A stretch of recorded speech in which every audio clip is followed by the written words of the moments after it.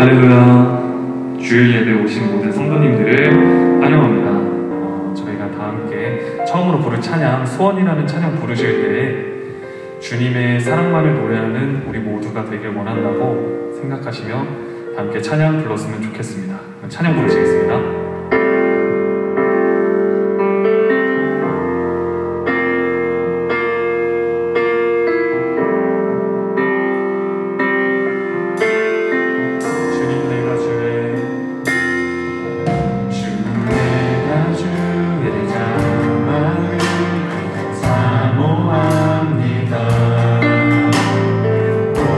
주의 임재 갈망합니다.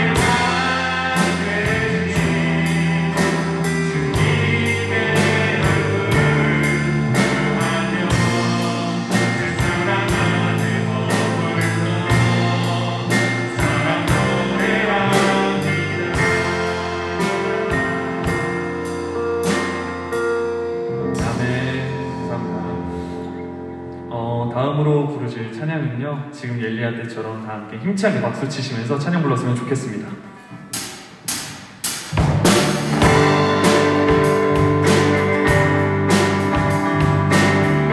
함께 부르실게요. 지금 엘리야 때처럼.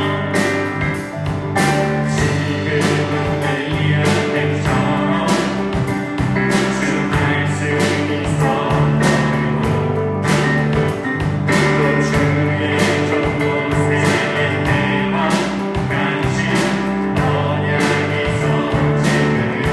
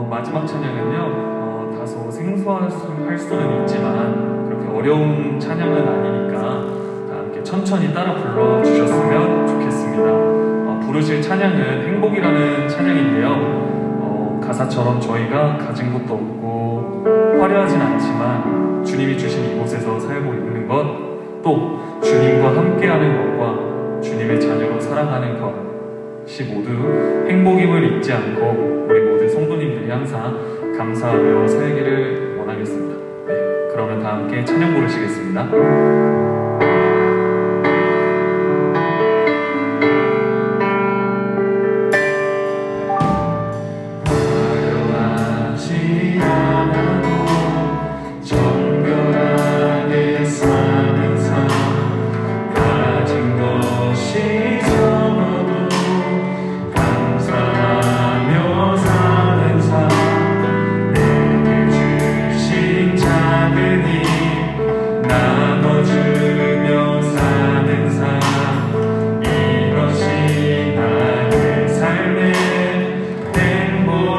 처음부터 찬양 드리실게요. 화려하지 않아도 화려하지 않아도 정결하게 사는 삶, 가진 것이 적어도 감사하며 사는 삶,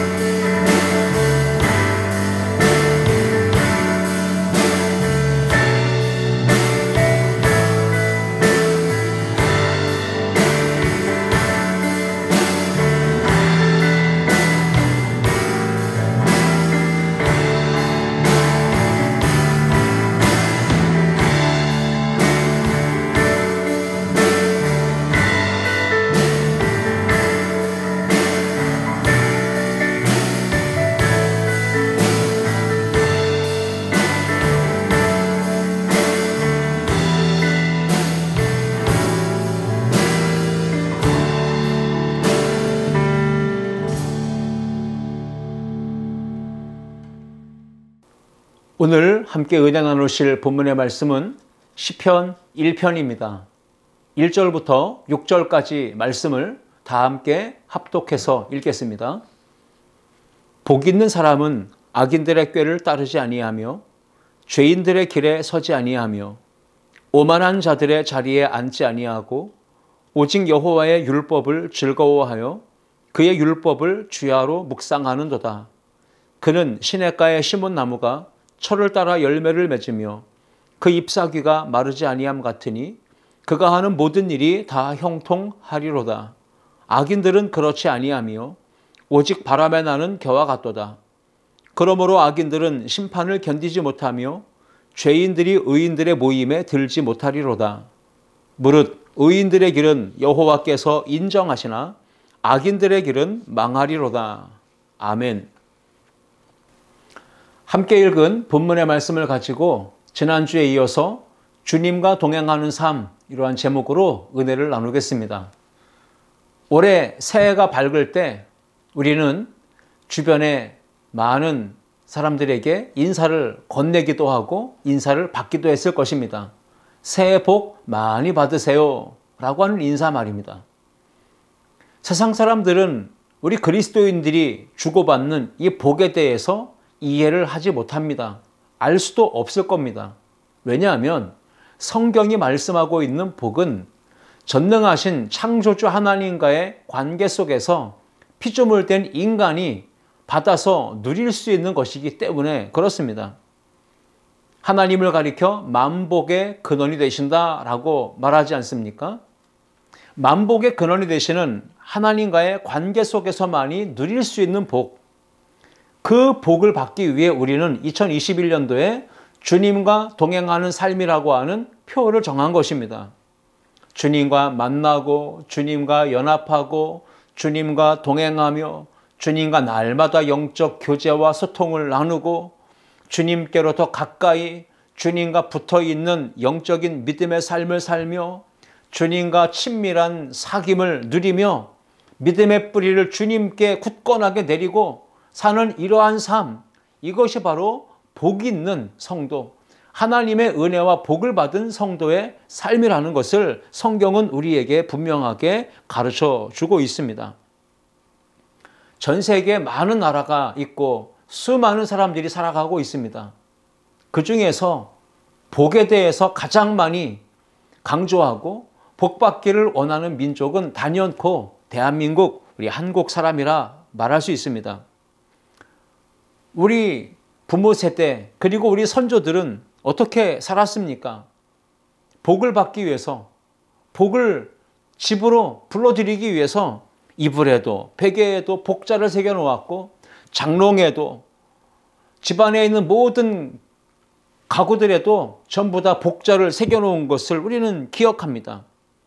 옷에도 치마에도 저고리에도 복자가 새겨져 있고 밥 먹는 숟가락, 젓가락, 그리고 밥그릇, 국그릇, 모든 그릇에도 전부 다 복자가 새겨져 있었고 심지어는 기와장에도 복자가 새겨져 있었습니다.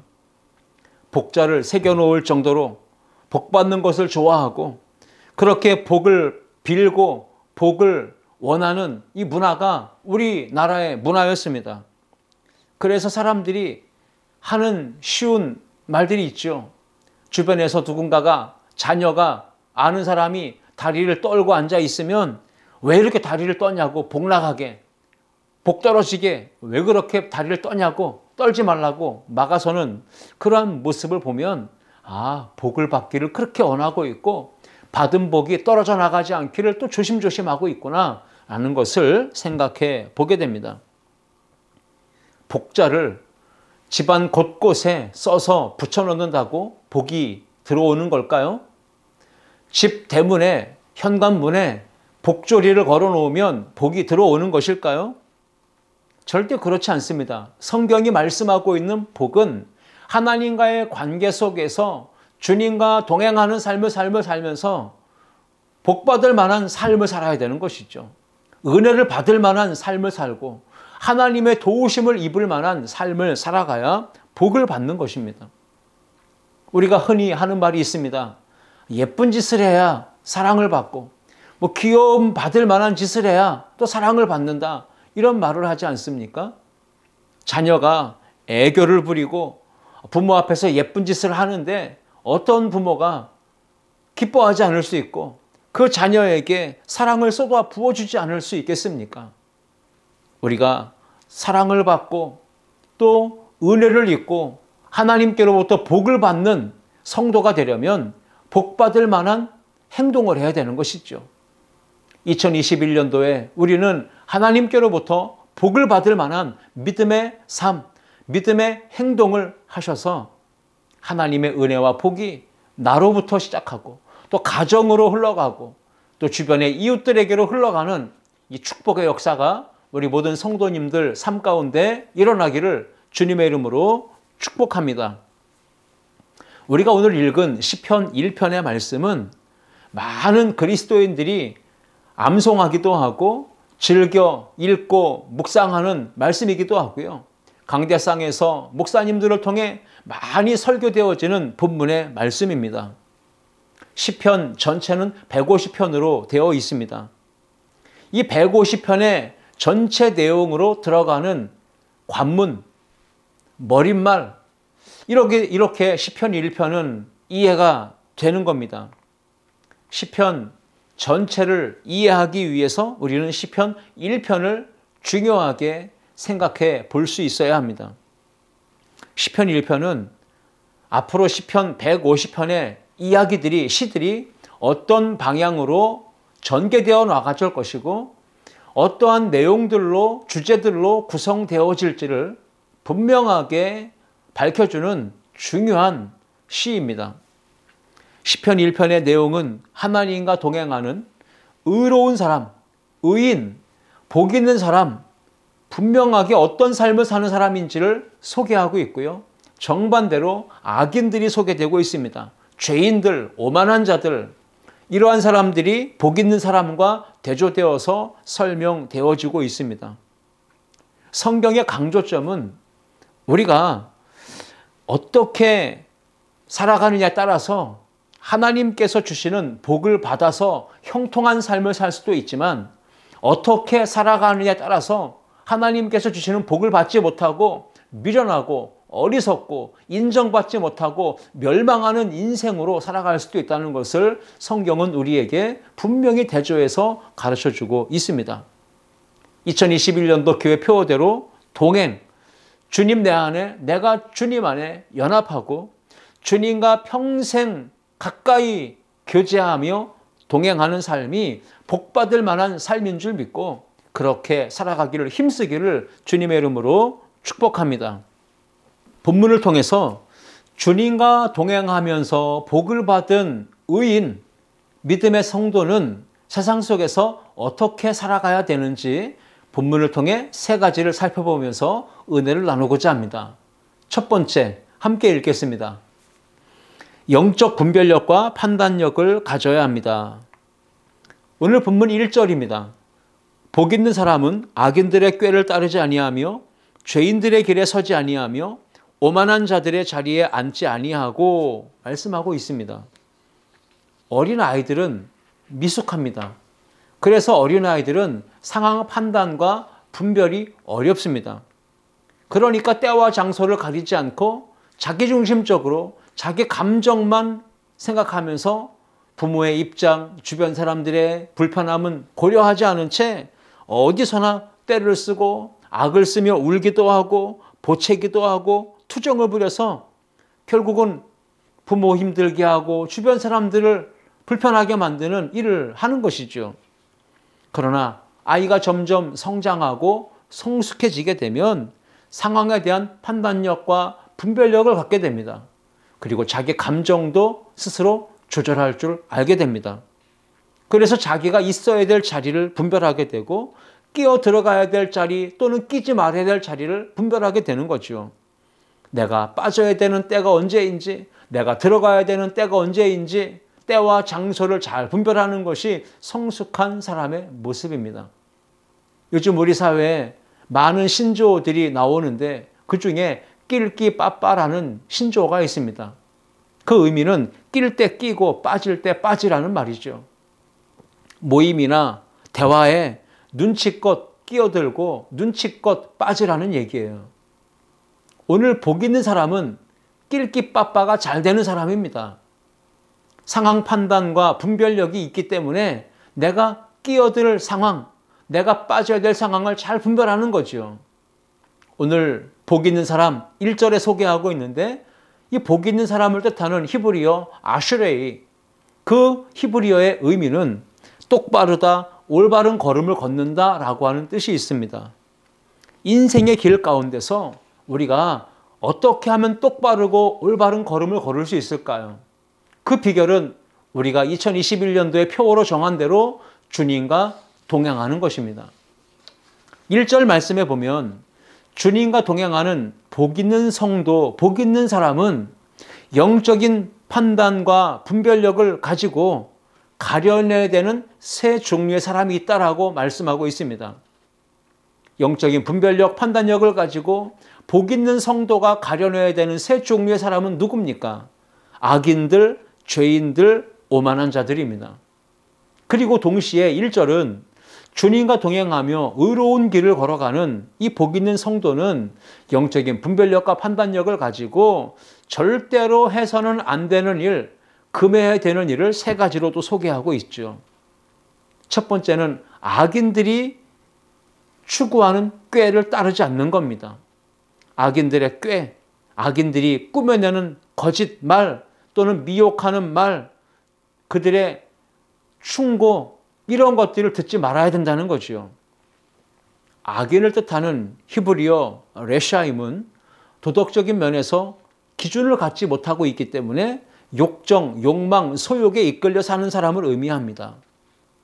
두 번째 사람은 죄인의 길에 서 있는 사람인데 복 있는 성도는 절대로 죄인의 길에 함께 서지 말아야 된다, 금해야 된다라고 말씀하고 있습니다.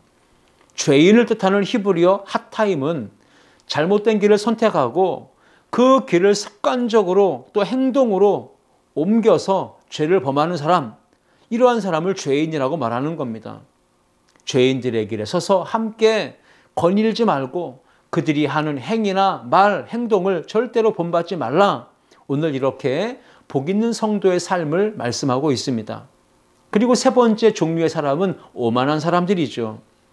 복 있는 성도는 오만한 자들과 함께 자리에 앉지 않습니다. 그들과 함께 어울리지도 않고 그들과 함께 어울려 동화되거나 동조하지 않는다는 것입니다. 오만한 자를 뜻하는 히브리어 레침은 종교적인 면에서 하나님을 조롱, 조소, 모욕하는 사람을 의미합니다. 그러니까 죄인의 길에 익숙해진 사람은 자연스럽게 그들과 동화되게 되고 죄의 자리에 함께 빠져들게 되고 거기서 헤어나오지 못하는 이 멸망의 상황에 놓이게 되는 겁니다. 복이 없는 사람들, 악인들, 죄인들, 오만한 사람들의 특징은 하나님이 없다라고 생각합니다. 하나님이 없다고 생각하니까 악인이 되는 것이고 죄인이 되는 것이고 오만한 자로 살아가는 것입니다. 결국 악인은 죄를 마음에 품고 죄인은 계속해서 행동으로 죄를 범하고 오만한 자는 하나님이 없다 여기며 하나님을 무시하고 조롱하고 모욕하면서 이 죄를 반복하는 습관이 생겨나서 결국 습관이 그 사람의 인격이 되고 그 사람의 인격이 그 사람의 인생을 만드는데 그 결국은 멸망입니다. 하나님께 인정받지 못하고 버림받는 인생이 되고 마는 겁니다. 오늘 본문의 말씀은 악인, 죄인, 오만한 자를 점칭법적으로 사용하고 있으며 동시에 따르다, 서다, 앉는다라는 동사를 점칭법으로 사용하고 있습니다. 복 있는 사람은 멸망하는 사람들, 악인, 죄인, 오만한 자를 따르지 않습니다. 그들의 자리에 함께 서지도 않고 함께 어울려 함께 다니며 동조하며 그들이 거하는 자리에 함께 앉지 않는다는 것이죠. 주님과 동행하는 복 있는 성도는 분별력이 있습니다. 판단력이 있습니다. 의인과 악인을 분별하고 하나님을 섬기는 자와 섬기지 않는 자를 분별하는 겁니다. 그것은 바로 성령님께서 주시는 능력, 지혜를 가질 때 가능합니다. 눈에 보이는 죄를 짓는 죄인, 분별하기 쉽습니다. 행동으로 하나님을 모욕하는 사람, 이 악인은 분별하기가 쉽습니다. 그런데 눈으로도 보이지 않고 또 행동으로도 나타나지 않는 이러한 마음에 품은 악, 죄를 품고 있는 그 악인은 쉽게 분별하고 판단해내는 것이 어렵습니다. 악인일수록 주변 사람을 잘 꼬드기고 혹하게 만드는 미혹하는 재주가 있어요. 그래서 죄를 짓는 사람들의 모습을 보면 혼자서는 절대 죄를 짓지 않고 물귀신처럼 누군가를 꼭 꼬셔가지고 함께 죄를 짓게 만들지요. 그렇기 때문에 우리는 악인들, 죄인들, 오만한 자들을 분별하고 판단해내고 그들의 길을 따르지 않고 서지 않고 함께 동화되어 앉지 않는 이러한 삶을 살아가야 하는 겁니다. 우리 아름다운 교회 성도님들이 올 한 해 주님과 동행하는 복 있는 성도, 믿음의 성도의 삶을 살아갈 때 영적인 분별력과 판단력을 가질 수 있기를 주의 이름으로 축복합니다. 구약 말라기 3장 18절 말씀은 이렇게 기록하고 있습니다. 그때 너희가 돌아와서 의인과 악인을 분별하고 하나님을 섬기는 자와 섬기지 아니하는 자를 분별하리라. 그러므로 주님과 함께 동행하는 복 있는 성도는 성령의 충만함을 받아야 됩니다. 그래서 영적인 분별력과 판단력을 가질 수 있어야 됩니다. 그렇게 될 때 우리는 삶 속에서 의인과 악인을 분별할 수 있고 하나님을 섬기는 자와 섬기지 않는 자를 분별할 수 있게 되고 있어야 될 자리와 떠나야 될 자리, 앉아야 될 자리와 서야 될 자리, 내가 함께 길을 동행해야 될 사람과 함께 길을 걷지 말아야 되는 사람을 분별할 수 있게 되는 거죠. 우리 아름다운 교회 성도들이 올 한 해 주님과 동행하는 복 있는 성도가 되셔서 영적인 판단력과 분별력을 가지고 주님을 기쁘시게 하는 길을 걷는 믿음의 성도들이 다 되시기를 주님의 이름으로 축복합니다. 주님과 동행하는 복 있는 성도는 세상에서 어떻게 살아가야 될까요? 두 번째, 함께 읽겠습니다.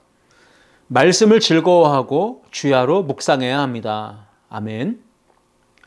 성경은 의인의 길을 걷는 복 있는 사람이 하나님의 자녀된 성도들이 이 세상에서 반드시 무조건 행동하고 실천으로 옮겨야 되는 일들을 가르쳐주고 있습니다. 가장 중요한 건 하나님의 백성답게 예배하고 살아가는 것입니다. 하나님을 섬기고 하나님을 기쁘시게 하는 삶, 그것이 의인의 삶이고 복 있는 성도의 삶입니다.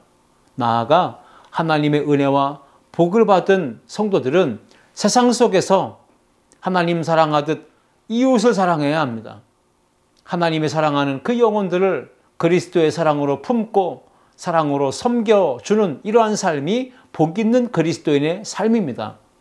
나아가 하나님께서 지으신 자연 만물을 청지기의 의식을 가지고 사명을 가지고 관리하고 보살피고 유지시키는 것이 복 있는 그리스도인의 삶이라는 것입니다. 나아가서 정의가 공의가 강물처럼 흘러가는 세상을 만들어 가는 것, 그래서 세상에 빛과 소금의 삶을 사는 것, 이것이 바로 하나님의 백성, 복 있는 성도의 삶, 주님과 동행하는 의인의 길을 걸어가는 우리 모든 성도님들의 삶이어야 할 줄 믿습니다. 세상이 죄악으로 가득하죠. 부패하고 더럽고 썩고 냄새납니다. 그렇다고 해서 우리는 남 탓하고 세상을 향하여 손가락질하고 누군가를 향하여 비판하고 판단하는 일을 멈추고 이제 우리는 세상을 그리스도의 사랑으로 그리고 복음의 능력으로 품고 그 부패하고 썩은 냄새나는 이 세상을 빛과 소금으로 정화시키고 밝혀나가는 그리스도인의 삶을 사는 우리 모두가 되어야 할 줄 믿습니다. 오늘 본문 2절에 주님과 동행하는 복 있는 사람이 적극적으로 행동하며 실천해야 되는 일을 두 가지로 소개하고 있습니다. 2절입니다. 오직 여호와의 율법을 즐거워하여 그의 율법을 주야로 묵상하는도다. 아멘. 첫 번째, 적극적으로 반드시 실천해야 될 것은 여호와의 율법을 즐거워하는 것이고, 두 번째는 여호와의 율법을 주야로 묵상하는 것입니다. 그런데 중요한 포인트는 오직이에요. 다른 어떤 것이 아니라 오직 하나님의 말씀을 즐거워하는 것이고 그 말씀을 주야로 묵상하는 것이 복이 있는 성도가 이 세상에서 살아가는 삶의 모습이다라는 겁니다. 오직 여호와의 율법을 즐거워하라 말씀합니다.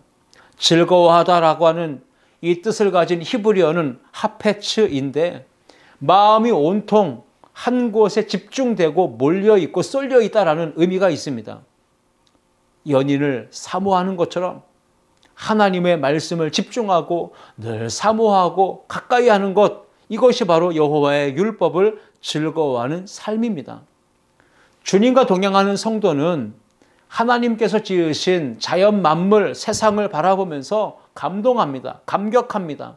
기뻐합니다. 그리고 입술로 하나님의 영광스러운 그 위엄을 찬양하게 됩니다. 복이 있는 사람, 의로운 사람, 주님과 동행하는 사람은 하나님을 사랑하기 때문에 하나님의 말씀, 하나님의 음성을 즐거워하는 것, 이건 매우 당연하고 마땅한 일이라고 말씀드릴 수 있습니다.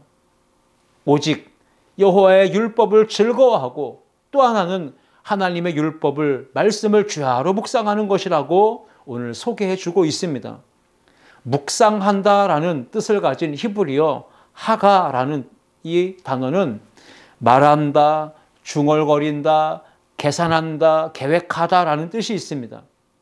하나님의 말씀은 젖과 꿀송이보다 더 달콤하다고 성경은 말합니다.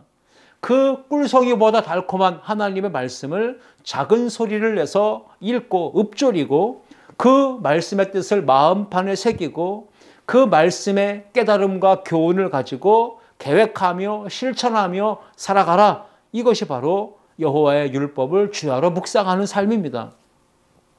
여호수아 1장 8절 말씀에 기록하고 있듯 이 율법책을 내 입에서 떠나지 말게 하며 주야로 그것을 묵상하여 그 안에 기록된 대로 다 지켜 행하라. 그리하면 내 길이 평탄하게 될 것이며 내가 형통하리라 말씀하는 것입니다. 우리가 평탄한 길을 걷고 형통한 삶을 살려면 하나님의 말씀, 율법책을 우리 입에서 떠나지 말게 해야 합니다. 그리고 그것을 주야로 묵상해야 합니다. 묵상으로 끝나는 것이 아니라 그 안에 기록된 대로 말씀의 깨달음에 따라서 교훈을 가지고 삶 속에서 지켜 행하는 것, 그리하면 길이 평탄하게 되고 하나님의 은혜와 복이, 형통함이 우리 안에 있게 된다 말씀하고 있는 겁니다. 하나님의 말씀을 읽는 것 중요합니다. 묵상하고 그리고 암송하고 그 말씀을 쓰는 것 중요하죠. 머리에만 담아두는 것보다 우리의 신앙은 이제 삶의 자리에서 나타나야 합니다. 읽고 듣고 깨달은 말씀이 삶 속에 지켜지고 행동으로 나타나는 그러한 실천적 그리스도인의 삶이 복 있는 성도의 삶이라는 것이죠. 그렇게 될 때 하나님의 말씀의 능력이 나의 삶 속에 나타나게 될 것이고 우리가 나아가서 살아가야 될 길을 하나님의 말씀 묵상을 통해 하나님이 밝히 보여주시고 인도해 주신다는 사실을 우리가 믿으시기를 주님의 이름으로 축복합니다.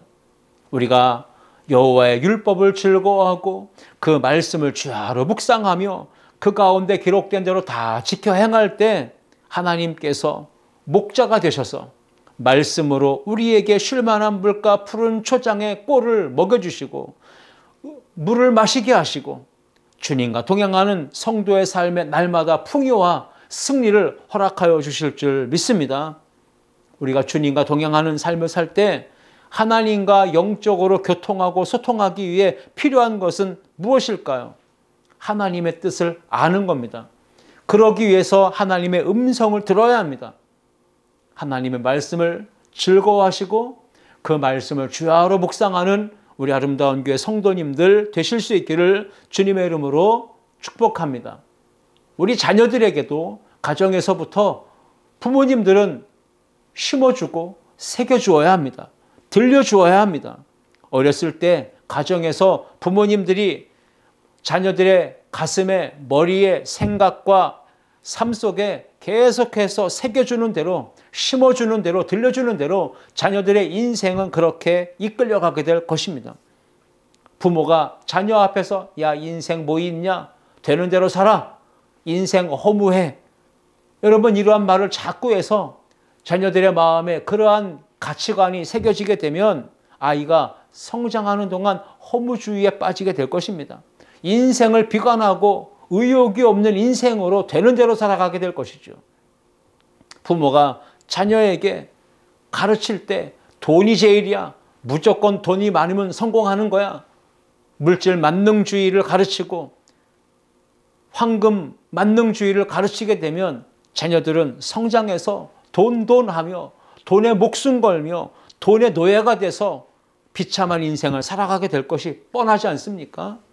그러므로 부모는 가정에서 말과 행동으로 신앙생활하면서 자녀에게 영향력을 줄 수 있는 위치에 있기 때문에 자녀들에게 하나님의 말씀을 들려주고 읽혀주고 가르쳐주고 마음판에 새기게 하고 머리에 각인시켜서 그 말씀의 교훈을 따라 자녀들이 살아갈 수 있도록 신앙의 지도가 절실하게 요청되는 것입니다.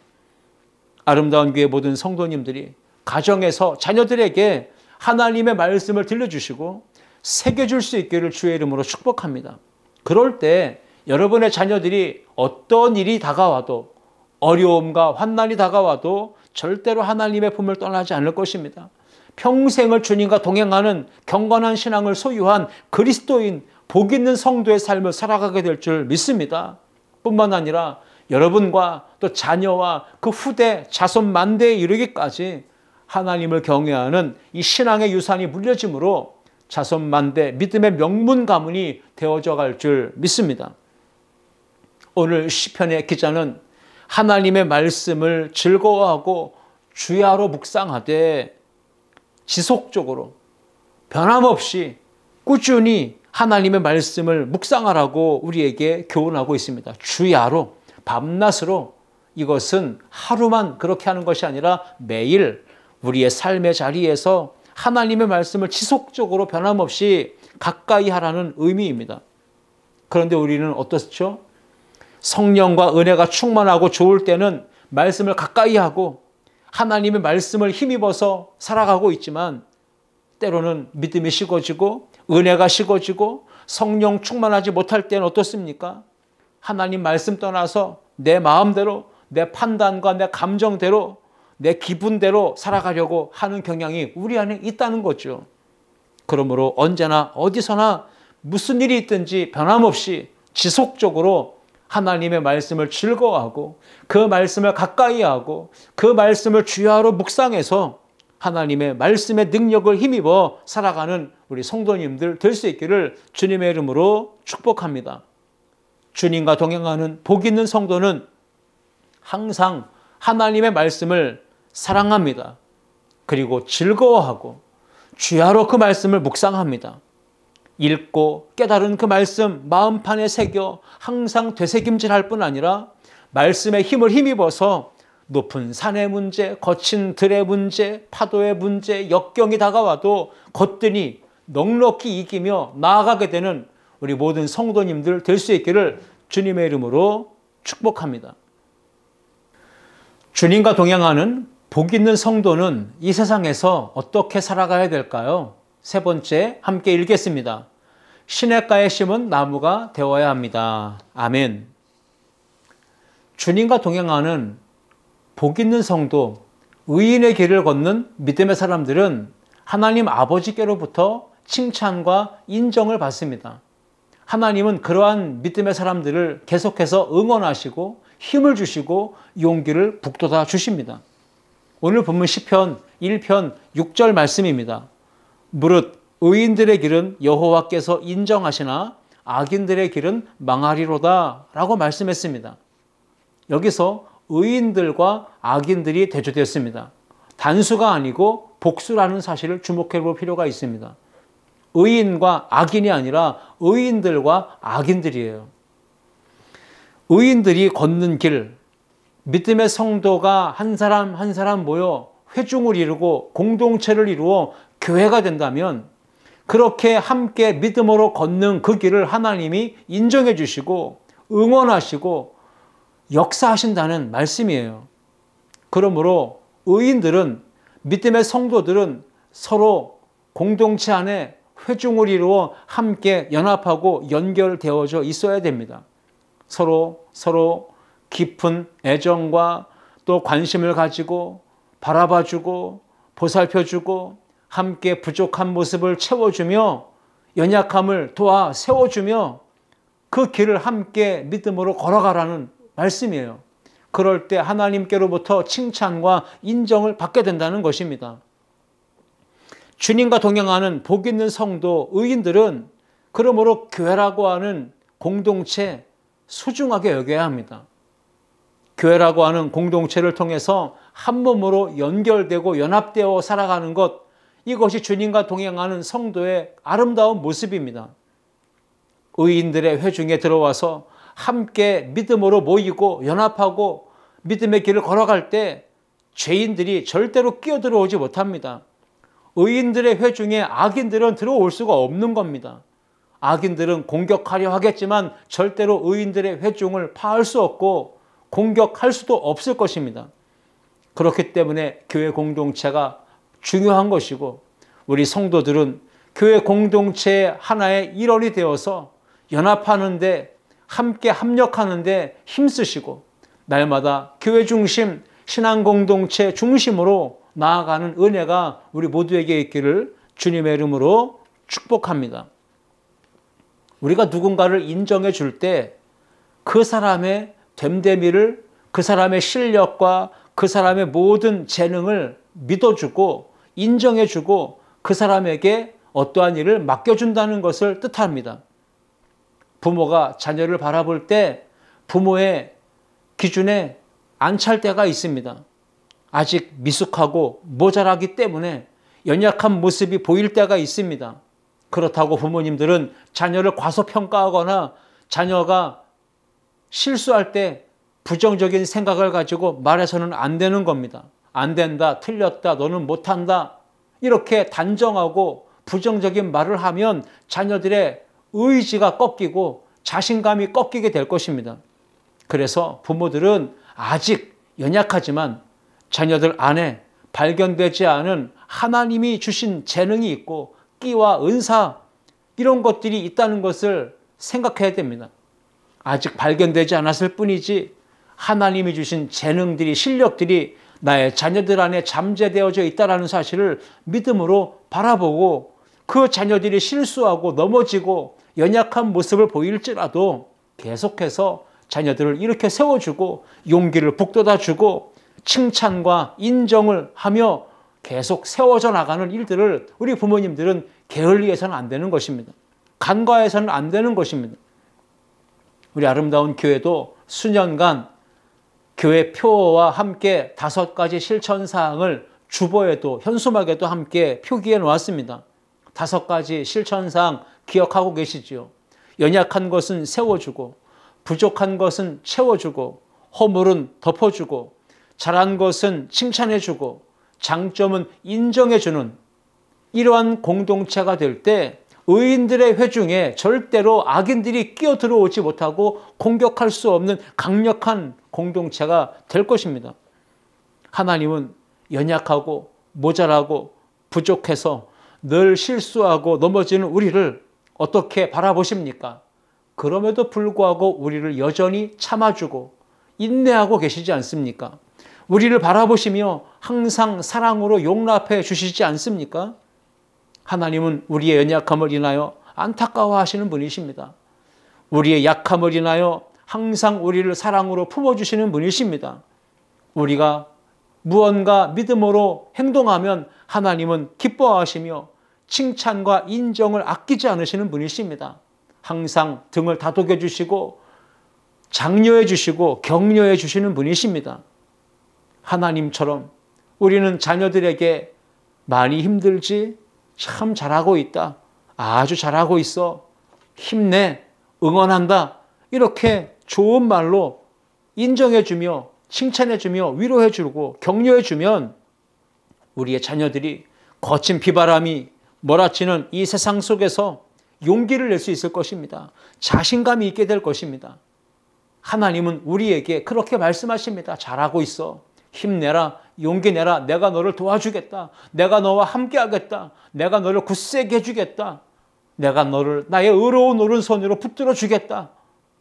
하나님은 우리에게 계속 응원하시고 함께 하시는 이 말씀을 약속으로 주십니다. 그래서 우리로 하여금 용기를 내게 하시고 치우침이 없는 걸음으로 주님과 동행하며 이 믿음의 길을 계속해서 걸어갈 수 있도록 우리에게 응원해 주시고 형통한 길로 인도하시는 그 하나님, 오늘도 믿음으로 바라보는 우리 모든 성도들 될 수 있기를 주님의 이름으로 축복합니다.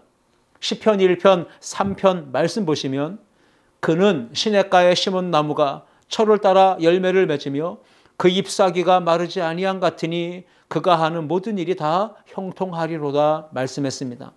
형통이라는 말, 복을 받은 것이지요. 무엇이 복이고 형통입니까? 거기에서 나오는 모든 것이 성숙해진다, 열매가 된다는 것입니다. 시냇가에 심겨진 나무가 될 때 철을 따라 열매를 맺을 수 있습니다. 그 잎사귀는 사시사철 메마르지 않고 청청하게 될 것입니다. 시냇가에 심은 나무는 그 모든 일이 언제나 다 형통할 수밖에 없게 되는 것이지요. 나무가 성장하고 자라서 열매를 맺으려면 반드시 조건이 있어야 되죠. 그 필요한 조건 중에 물이 반드시 필요합니다.